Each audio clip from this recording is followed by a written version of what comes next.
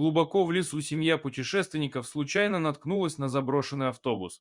Было видно, что транспорт здесь уже стоит многие годы, колеса и слели, а корпус уже покрывается растительностью. С интересом они начали обходить старую машину и обратили внимание, что дверь использовалась.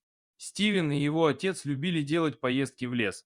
Вокруг их небольшого городка было мало людей, поэтому район не очень интересен для жизни.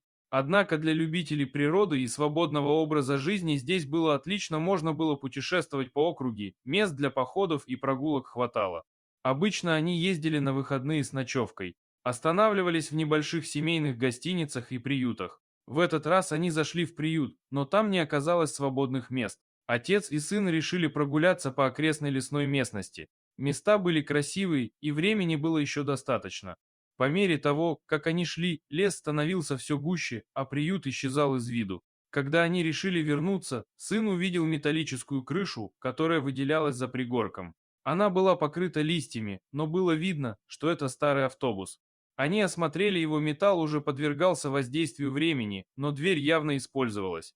Интересуясь, они заглянули внутрь и обнаружили, что проржавевшие стенки старого автобуса превратились в уютный дом, о котором городским можно только позавидовать.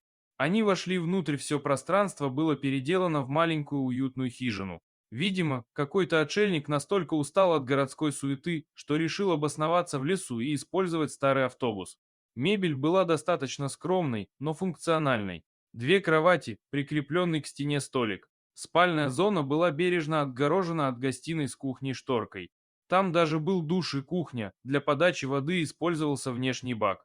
Не было электричества, но что ожидать от такого летнего убежища? По возвращении в деревню, хозяин приюта рассказал, как старик превратил автобус в настоящую сказку в лесу. Просто замечательный подарок для тех, кто устал от городской суеты.